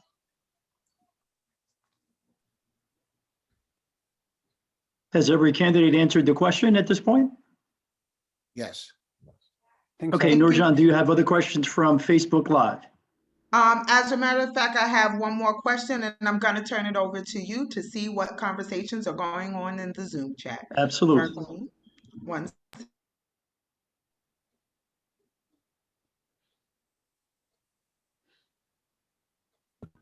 Candidates, your next question. What are your views on immigration reform? I'll repeat the question. What are your views on immigration reform? Again, you'll have 30 seconds to answer. So, when Donald Trump was elected, there was a tangible change in my students. Trust was broken. They were afraid of getting deported, and I think based on what Donald Trump said, that those fears were well warranted. And it broke down a lot of the trust that so many of us teachers and social workers and guidance counselors had built with our students. Our job here in the city is to make sure that we protect undocumented workers. Thank you, and candidate for all Dinowitz. immigrants, and for all immigrants, ensure that our city is reaching out to provide services that are needed. Thank you. All right. I'd like to jump in on this one for sure. So I think first and foremost, I think we need to fix our immigration policies. We need to fix and stop illegal immigration. I don't know how many other people out of the candidates have had people or family members come to this country illegally, but I can tell you that I have, and the damage that is caused by having to travel with the drug dealers and coyotes that provide that service is, the post-traumatic stress that comes with that can change someone for the rest of their lives. So we need to fix the laws so that way it's easier and there's a system for legal migration. Thank you. Next candidate. So at the federal level, yes, we need to create more pathways for being able to enter with documentation, and then pathways for citizenship for those who are here who are stuck. So many of people in my life that I love are just stuck with a work permit that doesn't move forward. So we need to have that reform. At the local level, I support legislation that would reinstate municipal voting rights for those who have green cards or those who have work permits so that they can vote on these local elections that impact them. They're paying taxes here. They should be allowed to vote. And yes, we need to be a sanctuary city, live up to our name, make sure that we're not doing contracts with any organization that is partnering with ICE. NYPD should not collaborate with ICE. Thank you, candidate Laura. Thank you. Thank you. Yeah, I agree that we need to fix this on the federal level, but what we can do here in the city council is provide the protection and the support, the language services, pathways and help. I agree that we used to have municipal voting rights, and I think that we need to bring them back. And as a daughter of an immigrant in a moment when there wasn't language services and there wasn't help in school, and my father just had to come not knowing anything and get thrown in, I think that we have come a long way, need to continue our work in helping. Thank you, candidate Holler. Thank you. Thank you. Yes, I definitely support a legitimate path to citizenship. All right, with the policies of Donald Trump, I totally disagree. We have people that have been here just trying to make a better life for themselves, has never committed a crime, and they should not just be randomly stopped on the street. And then before you know it, they're picked up and kidnapped by ICE. And you have families, that are broken up. Look at just the policies of Donald Trump, how he broke up families. So I totally disagree with that. Thank you. Yeah, I guess bringing up last. So look, on the federal level, we need a lot of work to our immigration system, and we need to make it a better process for folks and an easier process to enter this nation legally. There's no doubt about that. On a city level, as city council members, what can we do? We could support families who need it. The neediest of families, those who need resources, we bring them to them. We make sure that the nonprofit organizations within our communities providing those resources are funded enough to get those folks the resources that they need, and help them where we can, help them within the system that we have. One of the great laws in the state, I thought. Candidate Paternak. Thank you. Thank you. Sorry. Thank you to all the candidates. Now we're going to go over to our Zoom Live and see what other questions do we have from the audience. Fermin, are you there? Yes, I am, Nurjan. Thank you so much. And I want to thank all the candidates for their participation tonight. We do have a number of questions that are coming in, so let me go ahead and get right into it. Question from the audience. One of the big problems in District 11 is overdevelopment. A nursing home bought property next to it in an R1 zone and wants to build a non-conforming building to the zoning, which will block the view of the Sky residents in that area. What is your opinion around overdevelopment? I'll jump in on this one for sure. So I think that we've been able to we should be able to take advantage of what happened in COVID with the exodus of people who were transplants from other cities, and start taking care of the people who've lived in this city their whole entire lives, and who plan on living and don't want to leave here. So I think we should focus on development upstate New York, make sure that we work out a better train system for transportation between the cities, and start focusing on down zoning and just fixing up our neighborhoods and quality of life for the people who've lived here all their lives. Thank you. Let me jump in. I've spent over a decade on the board of the Riverdale Nature Preservancy, and we may have worked exactly on this issue that you're asking about. It's a question of mobilizing the community, working with city planning, working with the community board to show and to prove why those buildings and their plans that they have are not appropriate for the neighborhood, not appropriate for natural preservation, and not appropriate for the services that we have in the building. I mean, one of the things that we need to do is make sure that as we develop, services come along with it. And until we are doing that. Thank you, candidate Holler. Thank you. Thank you. Thank you. Any other candidates who wish to answer that question? Sure. I'll jump. I'll jump in. This, this particular project required a special permit, which requires a vote of the city council. And this project was negotiated on with the developer or the developer, I guess, and community groups. But that hinged on member deference, which is where the rest of the council takes the word of the local council member. I believe in preserving member deference because I believe it empowers local community members. There are other people who want to do away with member deference, and developers can lobby 50 Thank you, other candidate council members. Local Dinowitz. community members Thank you. can't do that. Thank you. Thank you. I think when we Oh, think, oh, sorry. please go. Yep. Are we all able to answer this one? Yes, absolutely. Okay, great. So I think when we think about development, we do need to be cautious of overdevelopment, but let's be very clear. We need development. We need housing. So what, as Councilwoman, I will do is we need to look at this, look at whatever that instance is. If it requires a spot rezoning, I would be very cautious changing any zoning to allow for development unless it's addressing the infrastructure needs. How is that the impact, the ULURP process, as I spoke to before? I would be looking at how is that going to impact our schools that are already overcrowded, our healthcare and public hospitals that are in the system, our Thank you, candidate Laura. Thank you. Thank you. Look holistically. Yeah, so I don't know if the specific project was named. There's a number of different buildings going up, particularly on the east side of the district, Bedford Park, in Woodlawn, in other areas.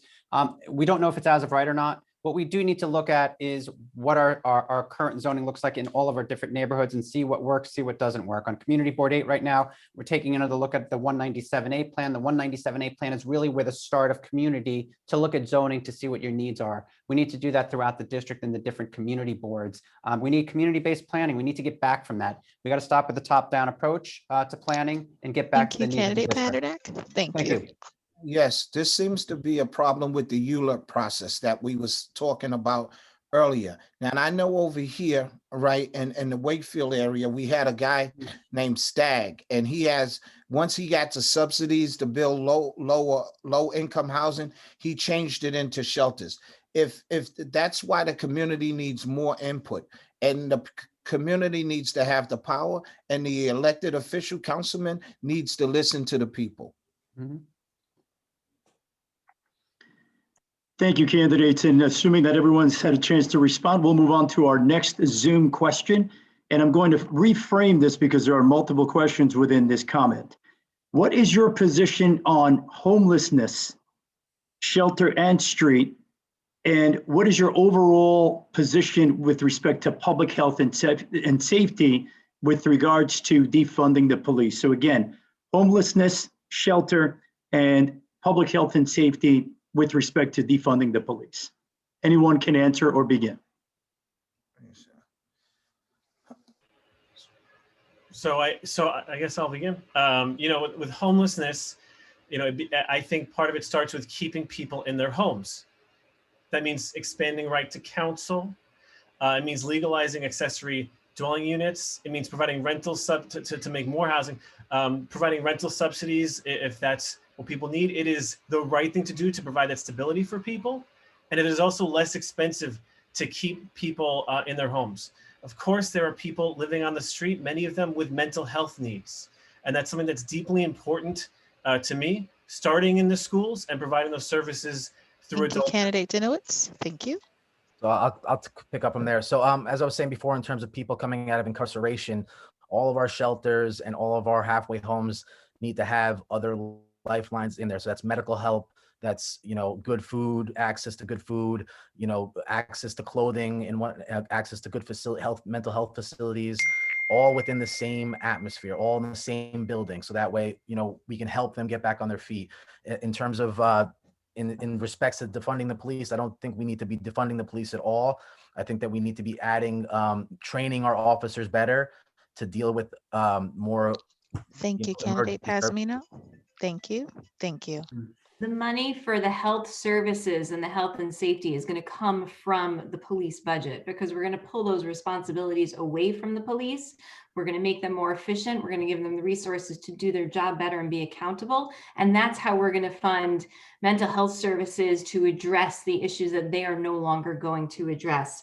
Homelessness is a home issue, not a shelter issue. So I think it's been said already that any program that we can implement that will keep people in its homes, whether it's supporting LGBTQ youth, keeping providing rental assistance, right to Thank counsel. you, candidate Holler. learn Thank to you. protect their homes. Thank you. Okay, right away, I'm against defunding the police. I believe that we need the police in our area. As far as homelessness, I think that if we do low income, people keeps talking about affordable, but low income, because that's how we will keep people in their homes. Once they're able to ascertain what they're able to pay. Low income housing keeps people in their home. As far as homeless, like I said, over here in Wakefield, we're not unsympathetic to the homelessness, right? But they do come with mental issues, and they need to Thank be you, able to candidate get their Berkeley. medication in a Thank you. timely fashion. Thank you. Yeah. Thank you. So, like Carlton, I also don't agree with defunding the police, and I think we have to look at it from a realistic point. If you defund the police, you're reducing personnel. You're getting rid of cops, whether it's civilian employees or patrol. You're getting rid of cops who we do need out there for a multitude of items. Regarding homelessness, big issue, and it just keeps it's getting worse. You know, each year, each day we look at it. I want to take a group home approach to homelessness. I want to start, you know, getting away from these larger motels that the city's been doing. And I want to start putting them in smaller properties and put them all across the city of New York, and then getting Thank you, nonprofits candidate resources to get them. Thank you. Thank Thank you. you. Thank you. We Thank need you. to invest in, we need to make sure that we are hiring more social workers, more healthcare workers. And when it comes to our homeless community, 3,500 of our neighbors right here in District 11 are homeless. The majority of them families with young kids and mothers. So we need to make sure that we're creating pathways so that they come out of the shelter system. We make sure that those that are unsheltered are able to go into a shelter as a temporary basis, right? We're lingering for far too long. And that's because we need to increase housing vouchers. We need to have more low income housing, as Carlton says. And when it comes to defund, for me, what it means is about reallocating, right? It's about hiring, making sure that when we're talking about homeless outreach, that's not being done by the NYPD. We need them Thank to you, focus candidate on Laura. Thank that. you. Thank you. Thank you so much, candidates. Nurjan, let me turn it over back to you. Are there any other questions coming from your channel? And if not, I've got at least 2 more from the Zoom audience. Okay, thank you so much, Fermin. So yes, I do have an additional question. This question asks simply,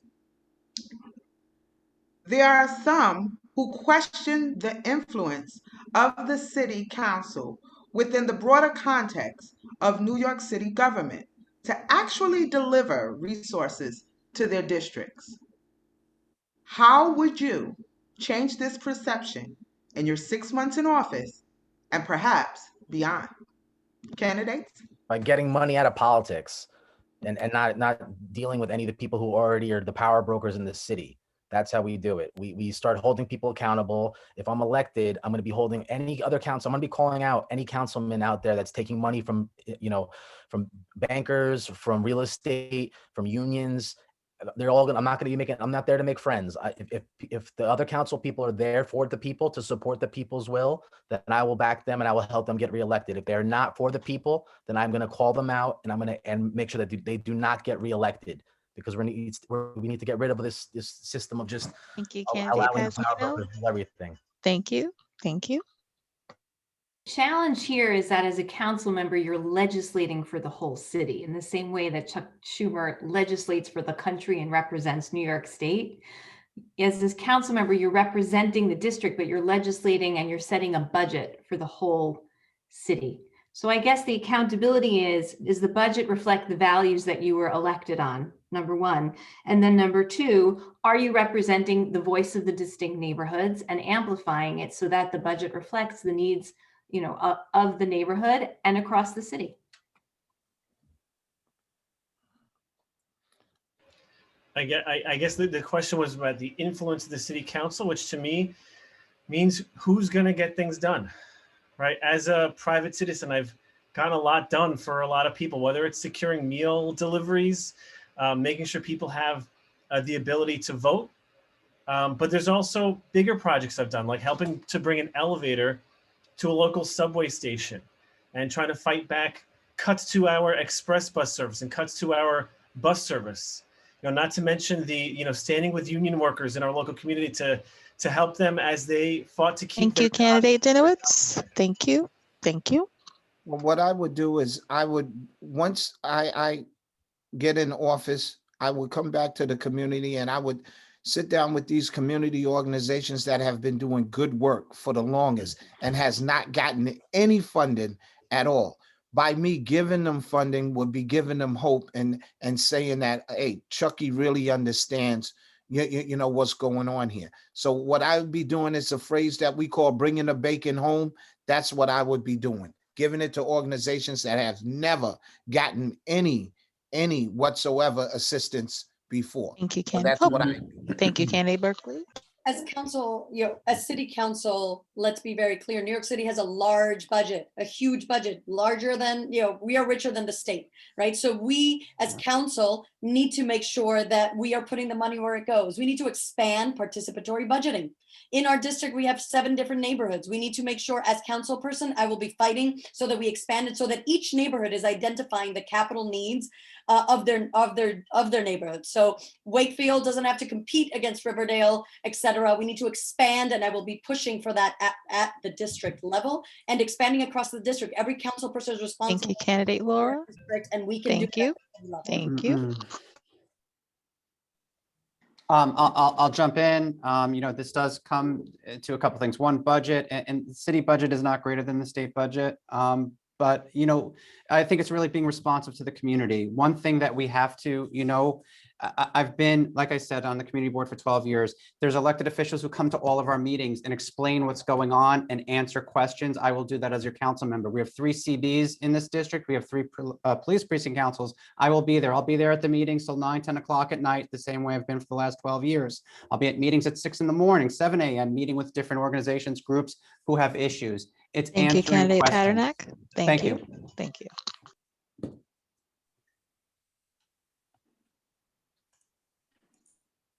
Rajan, has everyone answered that question? All the candidates have had a chance to respond? Yes. Yes, it seems so.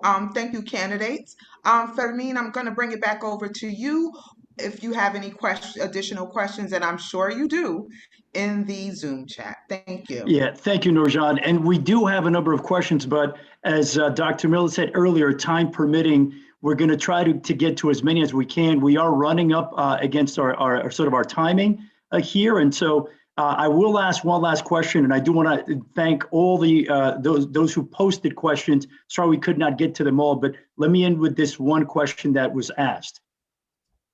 What key qualities must an effective council member possess? And which of these is your greatest, strongest attribute, and why? Being able to listen to the people, what their issues are, what the problems are, being able to listen to the various agencies and their leadership, and finding out what battles they have to fight, and then finding a balance in between the two. And that's what I do for a living every day with directors and producers. The director has a vision. We bring something that's on paper to reality, but we have to stick to a budget, and we have to do that on a line item budget and make sure that we're doing this surgically. Thank you.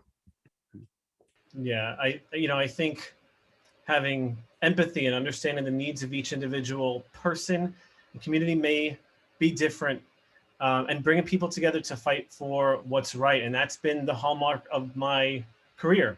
I never voted by absentee ballot, but it was the right thing to do to fight to make that easier for the people who needed to vote by mail. I don't currently have a disability, but it's the right thing to do to fight for people with disabilities. And on and on and on. I've been able in my career and volunteer service to bring people together who may not have the same needs. Thank you, candidate Dinowitz. Thank you. Thank you. I'll jump in. You have to be hardworking, you have to be knowledgeable, and you have to put others first. And that's what I think you need to do as a good council member. It's long hours and making sure that you're out there in the community for the community. It's knowledgeable, understanding how the laws work, understanding how government works, and being able to explain it to people, explain what you're doing, tell people why you're doing things, inform folks. And then most important, put yourself last, put the community in front of you. And that's what I think makes a good council member. What I think makes a good council member is first listening and being sympathetic, empathizing, right? And then delivering the product to show people that you really do care and that you heard them, and then bringing the product to them for them to see themselves.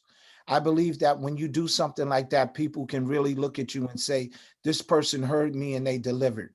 And that's what it's all about. And when people see that that's the type of guy I am, that they will vote for me again in this short election, because we have a Thank you, primary coming candidate up. Berkeley. Thank you. Thank you. I agree. First, to clarify, I meant some states. I said New York State. I meant this budget is bigger than some states. We need to have a deep listener. Our council person needs to be able to listen, needs to be able to collaborate, and needs to be in service. I am doing this because I am in service to my community, because I love my community. It's out of a place of love, out of a place of abundance. I know that the solutions, not only the problems, but the solutions are held here, are sustained here. So if we work together, my experience as an artist has brought me that. It's all about ensemble. It's all about working in community. And those are key characteristics that I think a council person must have. Compassion, courage, thoughtfulness, the ability to listen, a lot of the traits a mom needs to successfully balance many children and career and life, especially in this hard time. Courage and the balance between a strong vision, an understanding of where we need to go, where we are right now, and the steps that we need to go to get there. Candidates, I want to thank you all for your input to the audience questions, both from Zoom and from Facebook Live. And I would like to now turn the program over for some closing remarks to Soror Teresa Land-Lada. Thank you, Brother Furman and Soror Wells, for that. Good evening, everyone. On behalf of the Bronx Alumni Chapter of Delta Sigma Theta Sorority and Beta Psi Sigma Chapter of Phi Beta Sigma Fraternity, we thank you for taking the time to spend this evening with us for the District 11 candidate debate. We hope that you have heard something that resonated with you to help you formulate your decision on choosing your next City Council representative.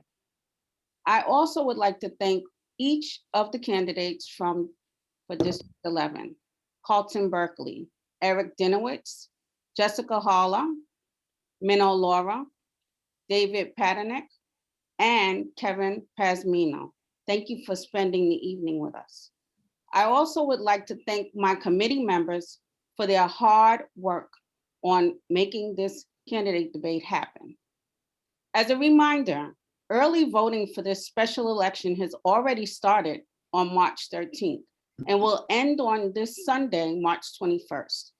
Your ballot will look a little different because ranked choice voting began this year in New York City.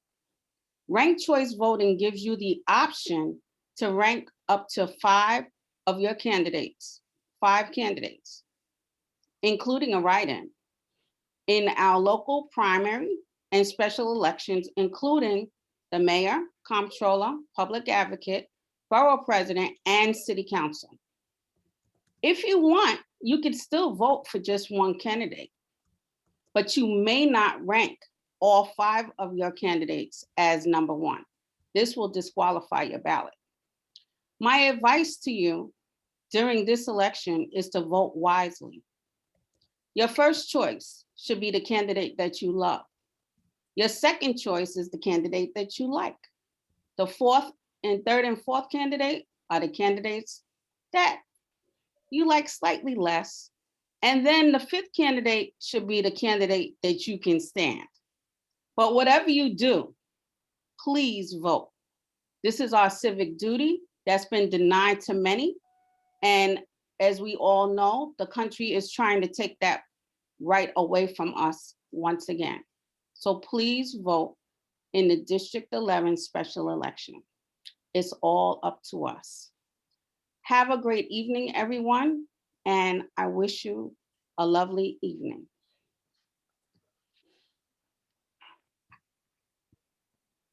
Thank you so much, everyone. Have a great night. Thank you, everyone. Great Thank you, work. Thank you everyone. very much. Thank you. Thank you Thank for you. having us. Thank you. Thank You don't you have so to pick much. all 5 Good night, choices. everyone. You like, you. only like 2 people, only vote for 2 people. Thank you, guys. So I'm just gonna ask you guys to wait a moment because I believe that we're still recording. Mhm.